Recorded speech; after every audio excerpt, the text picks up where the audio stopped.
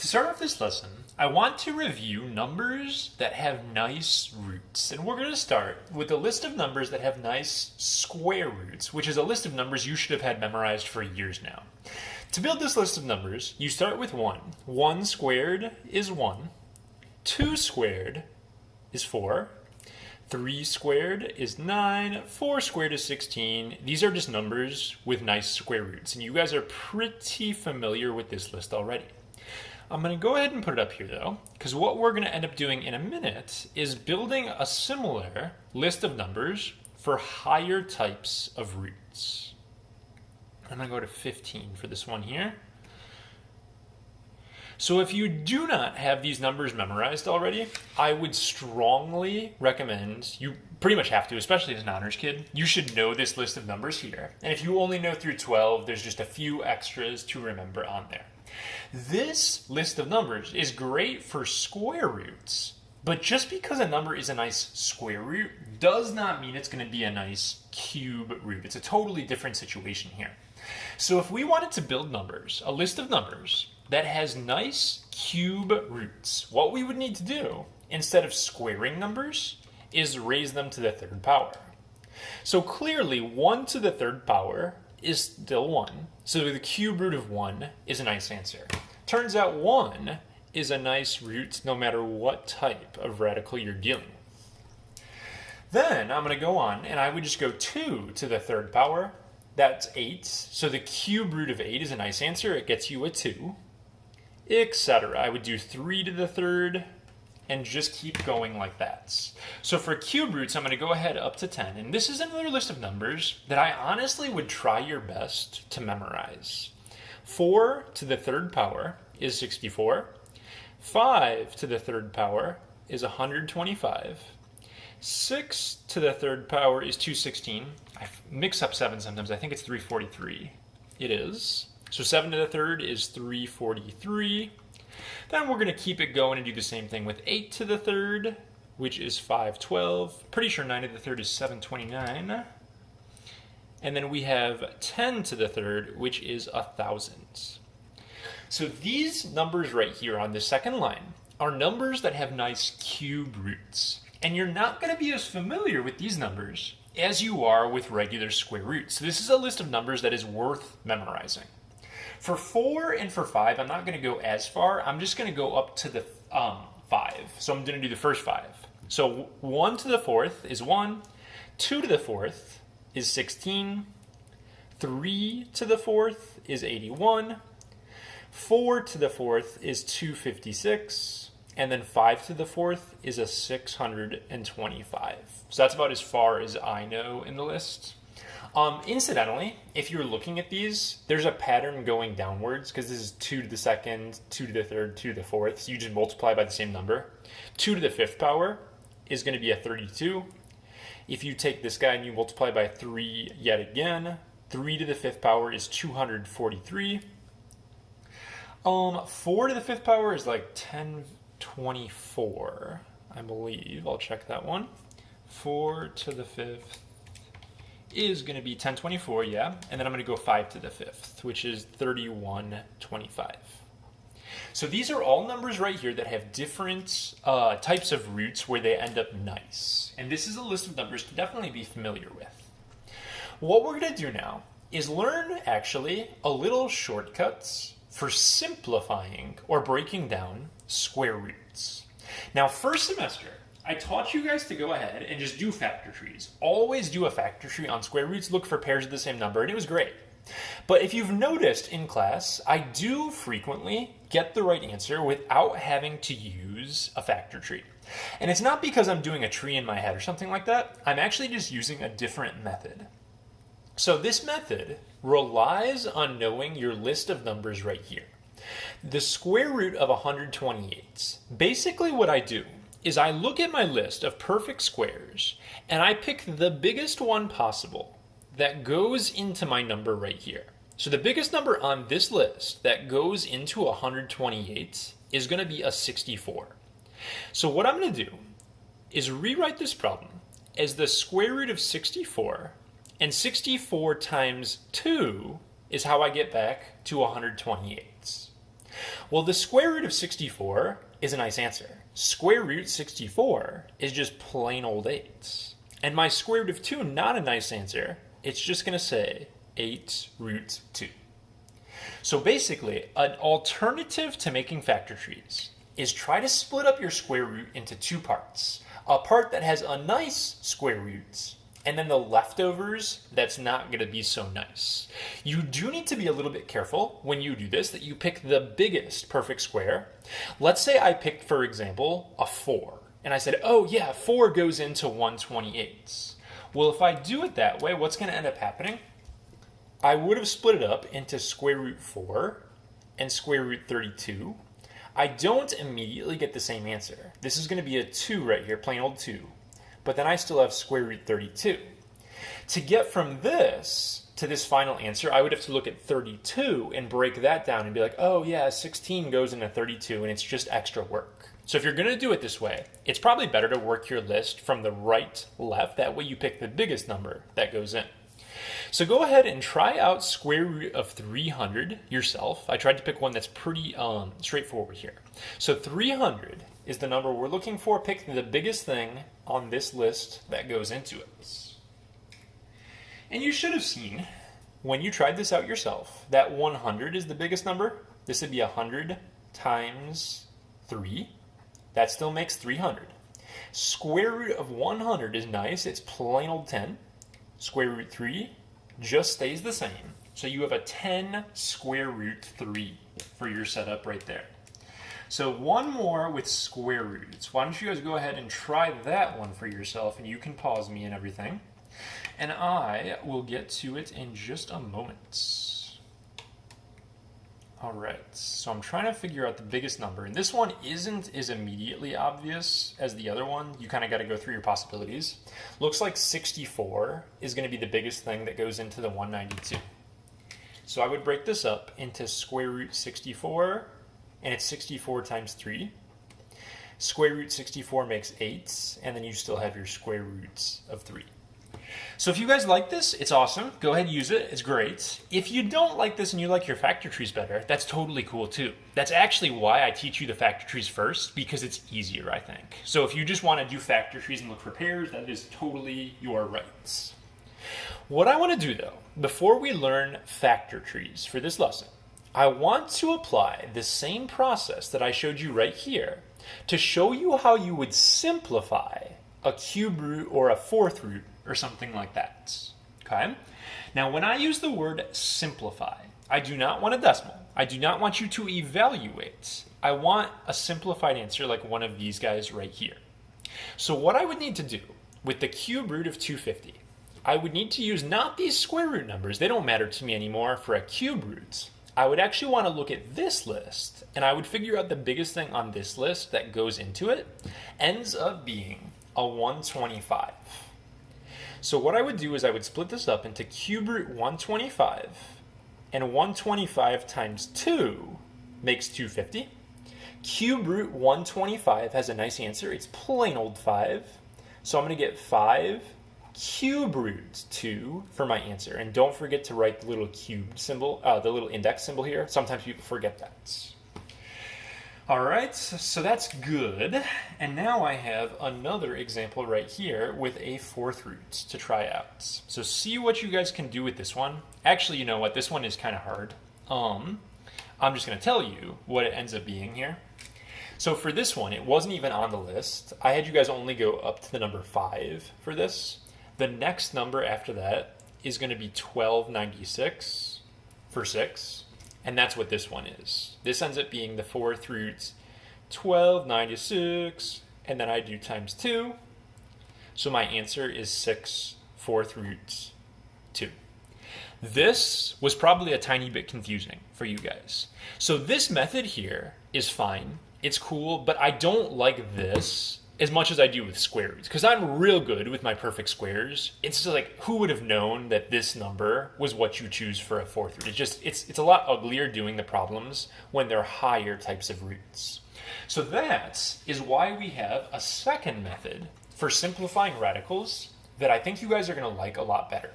And notice that I did start out with a problem we did before here, so we can make sure we actually do get the same answer. So we're going to do cube roots of 250, but we're going to do it with a factor tree, like we would do with a square root. So I could break up 250 into 25 times 10. Doesn't matter how you break it down, but we just do a good old tree, like always. And when you break your numbers all the way down, there is one major difference when you do a tree on a different kind of roots. In a square root, we would look for a pair of the same number, and that would be great. We'd put a 5 on the outside, life is good. But we're doing a cube roots. And the way that the rules change, if you are doing a cube roots, you have to have 3 of a kind before you can make a group, because you need to take that number to the 3rd power to make the inside.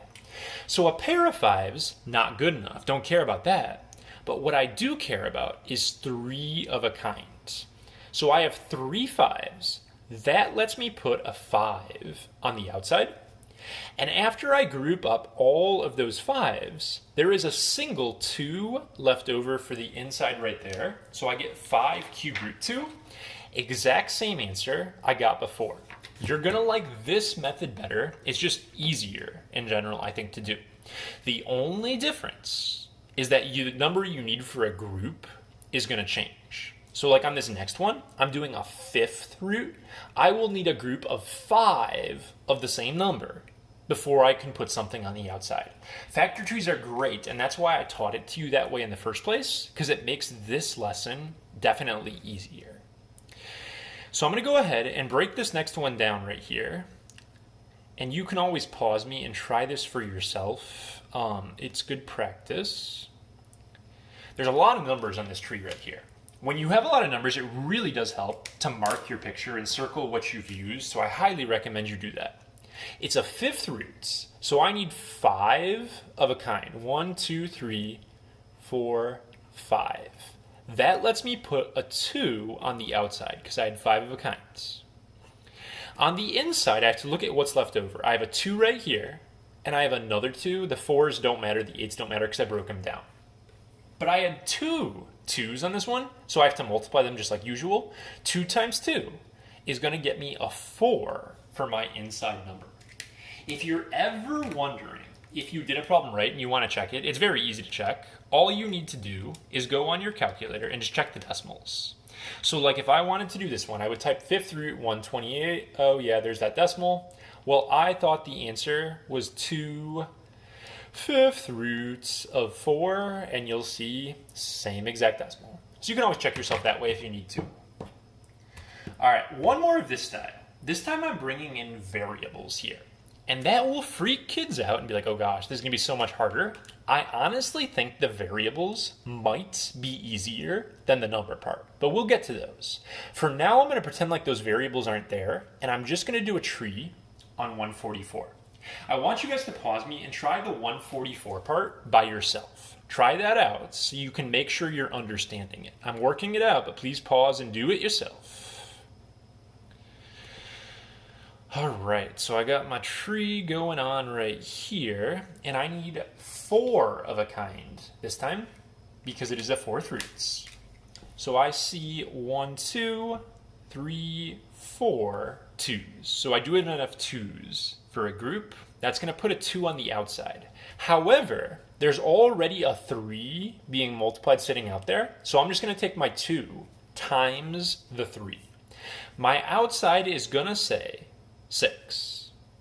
I'm going to leave a little bit of space right here for the variables because I haven't talked about that yet. But I'm going to go ahead and put my number for the inside part. There was a 3 times 3, or a 9 for my inside. Okay? 4 of a kind, put a 2 out times 3 makes 6. 3 times 3 is 9 left over. Now what I need to do is look at my x's and at my y's. And I think for the first time, it makes it a lot easier to understand if I actually write out 9 x's. 1, 2, 3, 4, 5, 6, 7, 8, 9 x's. So I've got my 9 x's written out right there. I need to have 4 of a kind in order to make a group. Well, if I think about that, I can make a group of x's right here, and I can make a second group of 4 of a kind right there.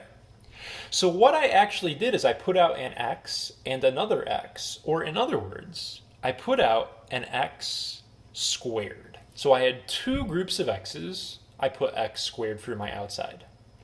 Then there was going to be one extra x right here that did not get grouped up. So he actually stays on the inside, and you're going to have x to the first power.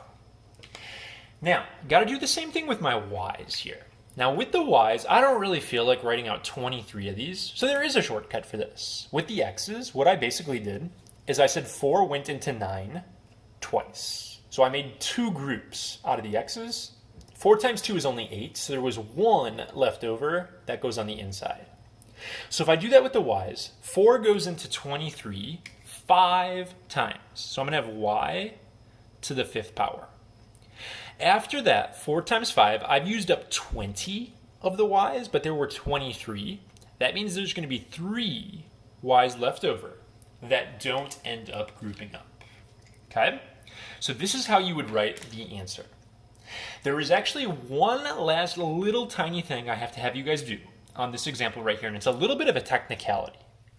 We talked last lesson about how even roots cannot equal a negative number. We can't have an even root equal to a negative. So if we had a situation like this for our answer right here, we don't know what x and y are. They're variables. X and y could be anything.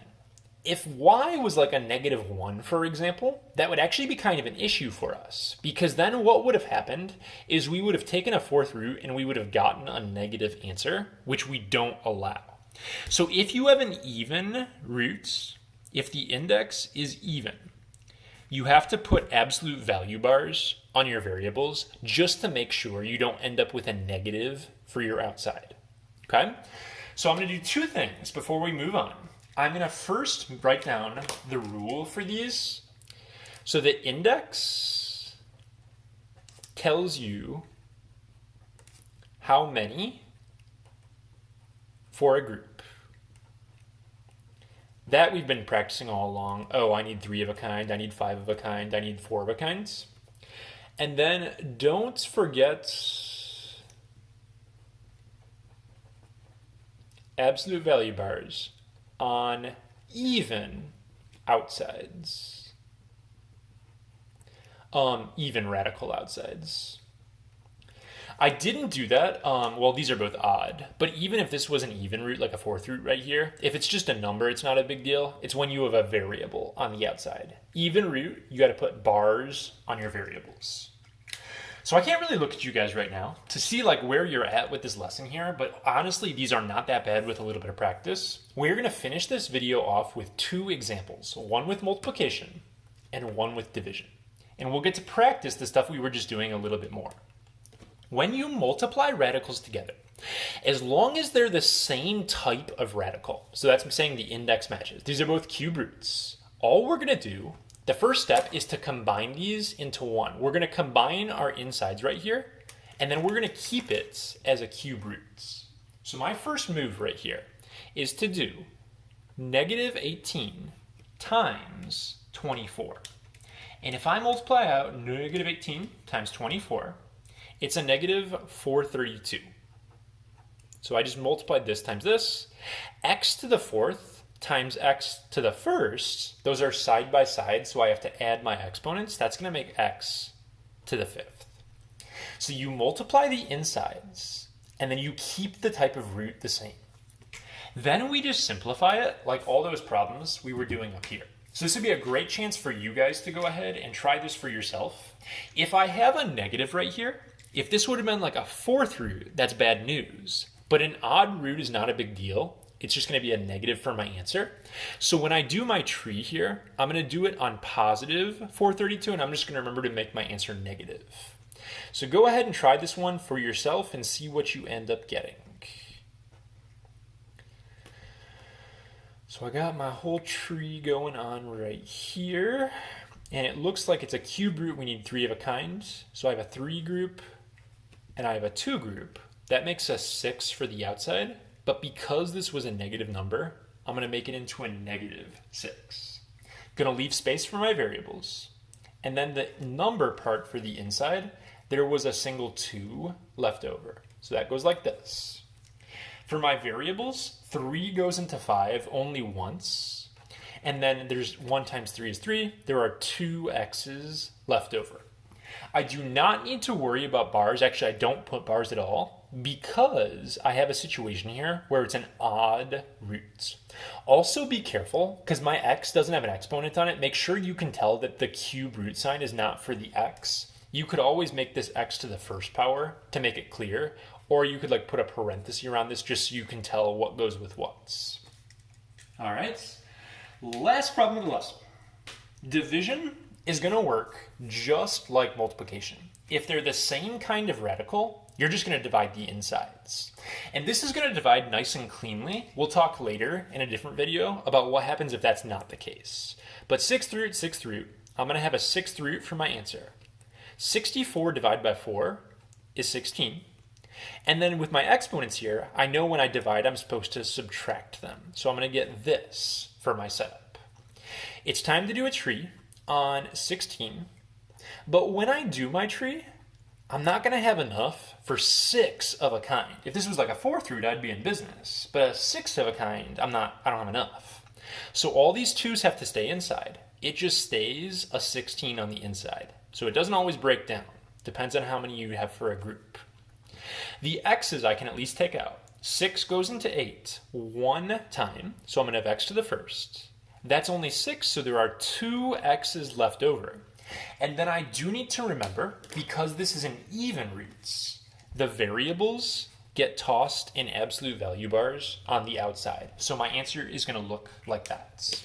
In both multiplication and division, they need to be the same kind of roots, otherwise you can't do it. So if I gave you a real quick example where it was like cube root 2 times 4th root of 7 or something like that, if these don't end up matching up, there's not a way to simplify. You could like do decimals, but you can't simplify it cleanly based on what we know right now.